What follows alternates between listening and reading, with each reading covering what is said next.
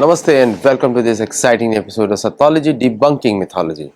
सतोलॉजी के इस एपिसोड में आपका बहुत बहुत स्वागत है। तो आप हमारे मेंबर्स बनिए और शास्त्र बेस्ड हमारा कंटेंट जरूर देखिए।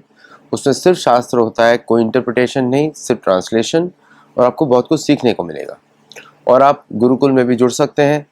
गुरुकुल में जुड़ेंगे तो आपको बहुत सारे जो आपके कोर कॉन्सेप्ट्स हैं और प्लस एडवांस टॉपिक्स सनातन धर्म के ऊपर हम लोग डिस्कस करते हैं। चलिए आज के विषय पे,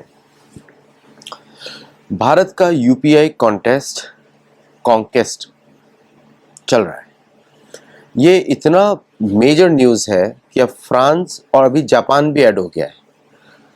हर साल उस पर 3.4 ट्रिलियन डॉलर्स के कौन से होते हैं, 500 billion transactions a year, 500 billion transactions होते हैं।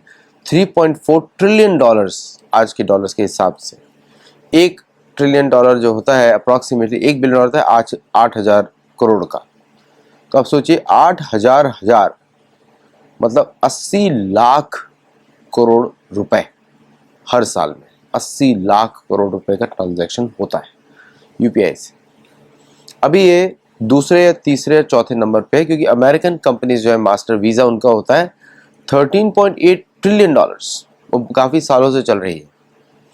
भारत का बायलैटरल बेसिस पर है कि ये कंट्रीज एक्सेप्ट करती हैं, और डेबिट कार्ड है, it's not a credit card. शायद उसका क्रेडिट कार्ड वर्जन भी आ जाए, बट ये डेबिट ट्रांजैक्शंस है, तो दुनिया में सभी जगह यूज़ हो रहा है। इमेजिन करिए जब आप यूपीआई ट्रांजैक्शन जब कोई यूज़ करता है कोई कंपनी, तो कितना उसका भारत पे सिक्योरिटी का पॉजिटिव इफेक्ट आता है। क्रिप्टो से आपको मालूम ही है, टेररिज्म और ये सब चीज़ें स्पॉन्सर होती हैं। मैं कभी भी क्रिप्टो के फेवर में नहीं था, कभी भी नहीं रहूँगा और आज भी नहीं हूँ। और मैं चाहता हूँ कि सरकारें अपनी करेंसी कंट्रोल करें, प्राइवेट कंपनीज नहीं करें, क्योंकि जो चाहे जैसी भी गवर्नमेंट हो, एटलीस्ट वो इलेक्टेड है या अपॉइंटेड है, उसका एक स्टैंडर्ड होता है। प्राइवेट में तो कोई भी कर सकता है।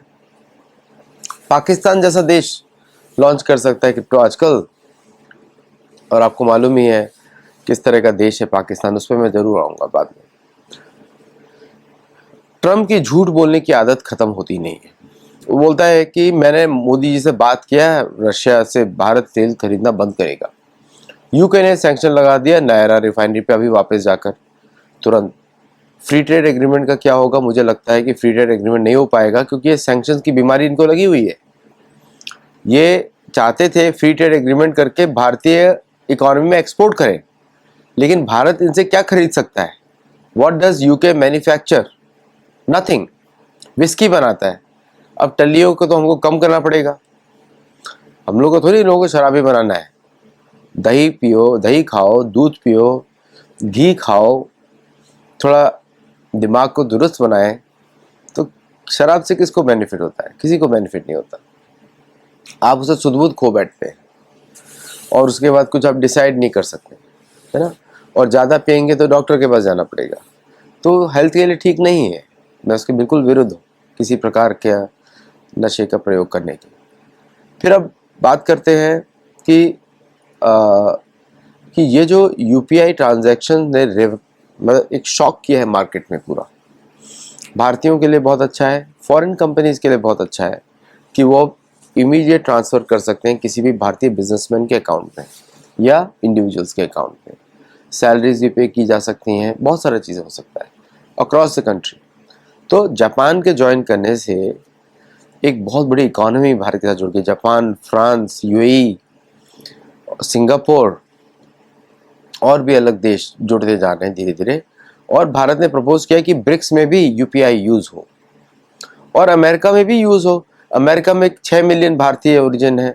भारत का ट्रांजैक्शंस अगर अमेरिका यूज़ करता है तो बहुत सारा इसका ईज़ ऑफ बिजनेस हो जाएगा, और अमेरिका के लिए भी बहुत फ़ायदा है, ट्रेडर्स के लिए, एक्सपोर्टर्स के लिए, अमेरिकन इंपोर्टर्स के लिए बहुत फ़ायदा है कि they can directly interact with the Indian.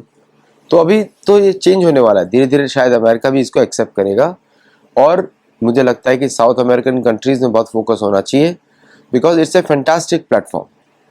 और मैं तो चाहता हूँ कि हम लोग प्रमोट करें, अब तो सतोलॉजी से हम लोग प्रमोट करना चाहते हैं यूपीआई को all over the world, because it is a very easy platform मेरा स्वयं का नहीं है, but I am working on that. Okay, so disclaimer डाल दिया है आपके लिए, so that I need to be honest on that.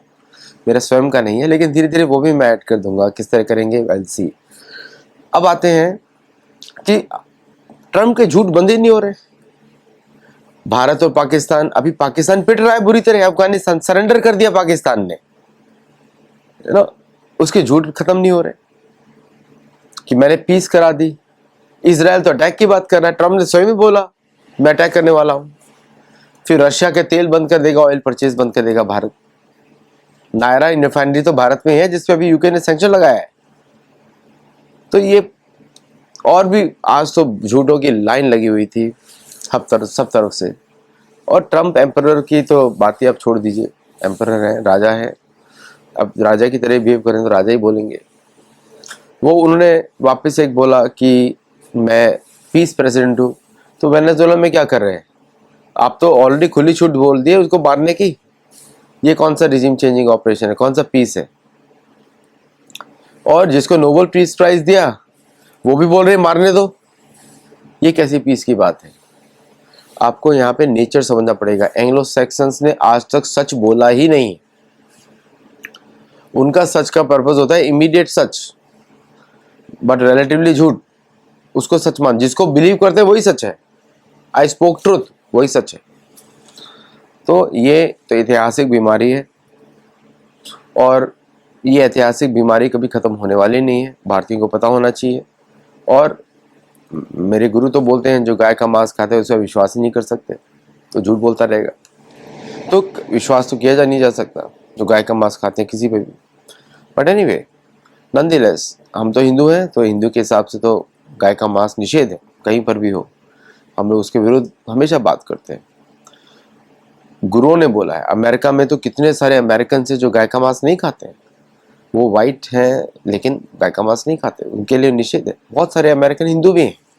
आपको पता होना चाहिए कि अगर अमेरिका में हिंदुओं की पॉपुलेशन देखी जाए तो बहुत बड़ी है, क्योंकि हिंदू सिर्फ भारत से नहीं है, हिंदू है कैरिबियन से है, हिंदू अमेरिका में है, जो जो वाइट स्किन में है वो भी हिंदू है, ब्लैक स्किन में हिंदू हैं, हिंदू अनेक देशों से, नेपाल से हैं, पाकिस्तान से हैं, बांग्लादेश से हैं, साउथ ईस्ट एशिया से हैं अमेरिका में। तो हिंदू की पॉपुलेशन बहुत बड़ी है। इंडियन हिंदूज की पॉपुलेशन उतनी बड़ी नहीं होगी जो हम गिनते जाते हैं 5 मिलियन, बट अगर हम ओवरऑल हिंदू की बात करें तो पॉपुलेशन बड़ी है। मैक्सिकन हिंदूज हैं जो अमेरिका में रहते हैं, तो बहुत सारे हिंदूज हैं बड़ी संख्या में। उनको शायद लोग गिनते नहीं हैं हिंदुओं में, लेकिन वो तो सनातन का प्रैक्टिस करते हैं, मंदिरों में जाते हैं और तरह तरह के पार्टिसिपेट करते हैं, इलेक्शंस में हर जगह करते हैं। तो you can see Tulsi Gabbard एक एग्जाम्पल, ऐसे बहुत सारे एग्जाम्पल्स हैं। तो अमेरिका में हिंदू पॉपुलेशन बहुत बड़ी है, और साथ में नेटिव अमेरिकन की पॉपुलेशन भी हिंदू ही मानी जाती है। वो भी हिंदुओं के साथ जुड़ते हैं, उनके फेस्टिवल्स में आते हैं। पोपी, अपाचे, बहुत सारे हैं। मैं अपाचे को बिलोंग करता हूँ, तो उसमें भी हिंदू पॉपुलेशन रहती है। तो we have a very dynamic community हिंदुओं की ओवरऑल।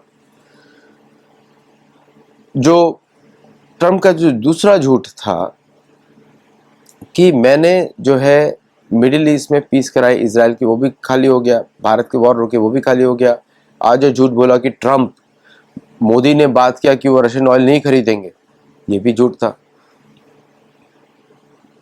उन्होंने बोला कि हम टोमाहॉक मिसाइल सप्लाई करेंगे। उन्होंने बोला नाटो को कि आप सैंक्शंस लगाओ, आप इंक्रीज करो पहले। अगर यूरोप सैंक्शंस लगाता है रशिया के ऊपर तो क्या होगा, आप मुझे बताइए क्या होगा? तो अब यूरोप इकोनॉमी ठप हो जाएगी, पूरी की पूरी ठप हो जाएगी। तो यूरोप का एक्सपोर्ट्स नहीं हो पाएंगे, इंपोर्ट्स नहीं हो पाएंगे अगर रशिया के ऊपर सैंक्शंस लगाएंगे। तो यूक्रेन के जेलेंस्की सडनली न्यूज से बाहर होना शुरू हो गए। आप देख रहे न्यूज में नहीं आ रहा है, बिकॉज धीरे धीरे उसको हटा दिया जाएगा, फिर पीस की बात की जाएगी। एक दिन में चेंज हो जाएगा ये सारा। You just wait and watch, क्योंकि लड़ नहीं सकते रशिया से, they don't risk nuclear war. अगर कोशिश करेंगे, अभी जैसे पीट हेगसेथ ने बोला हम रशिया पे अटैक करेंगे, we will target their northern boundaries with Tomahawk missiles, उनके मिसाइल डिफेंस प्रोडक्शन पे अटैक करेंगे। You can't do that. क्योंकि अब खुल के अमेरिका सामने आ गया है। अमेरिका जो अभी तक पीछे से लड़ रहा था, यूरोप के पीछे से लड़ रहा था, उसको पता लगा यूरोपियंस लड़ने वाले नहीं हैं। विक्टर ओर्बान, फ्रांस का प्रेसिडेंट और आपका इटली की प्रेसिडेंट नहीं लड़ने वाले।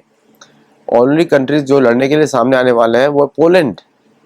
पोलैंड को यूरोपियंस अपने बराबर नहीं मानते हैं, is considered lower territory, front line state है वो मरने के लिए ही बना है। By the way border state है, मरने के लिए बना है। सारी जो ईस्ट यूरोपियन कंट्रीज हैं, जॉर्जिया, लाटविया, लिथुआनिया, सब इसीलिए लगाई गई हैं यूरोप के ईस्ट में। तो शुरू से ही इनका एक, शुरू से पता नहीं मारने, काटने, मरने, ऐसे इनका रिलीजन भी ऐसे ही है। मार्टिर, अरे आपने गले में फंदा देके लटकाया था, वो मार्टिर कैसे हो गया भाई? फंदा लगाया था ना आपने लोगों ने पीटर के गले में, तो वो कहाँ से हो गया? सेंट पीटर्स, कुछ भी है, ऐसे ही कुछ भी बोलते रहते हैं। वहां पे ओबेलिस्क बनाए, वो तो शिवलिंग होता है, इंद्रध्वज होता है। ओबेलिस्क शिवलिंग नहीं, इंद्रध्वज होता है। शिवलिंग जो है राउंडेड रहता है, जो ओबेलिस्क से पहना है वो ध्वज है, इंद्रध्वज होता है। वो तो इंद्र की जीत का पहचान, कि यहाँ पे हर जगह इंद्र का राज है, इसलिए सारे झंडे लगते हैं पहने से, पतले से उसमें झंडा लटकता है, इंद्र का पहचान होता है। जितने भी राजा हैं सब इंद्र को रिप्रेजेंट करते हैं। कुछ लोग करते हैं पाप, कुछ लोग नहीं करते हैं, बट जनरली वो रिप्रेजेंट करते हैं ओवरऑल रूलर को, जो पृथ्वी का है। तो बहुत सारा चेंजेस हो रहा है, और ट्रम्प का अभी बोलने की क्या बोलेंगे वो, इट्स देयर नो वर्ड्स। अब तो ऐसा, मतलब ऐसे बोला, मतलब हिपोक्रेसी को डिफाइन कर दिया है कि ट्रम्प ही है।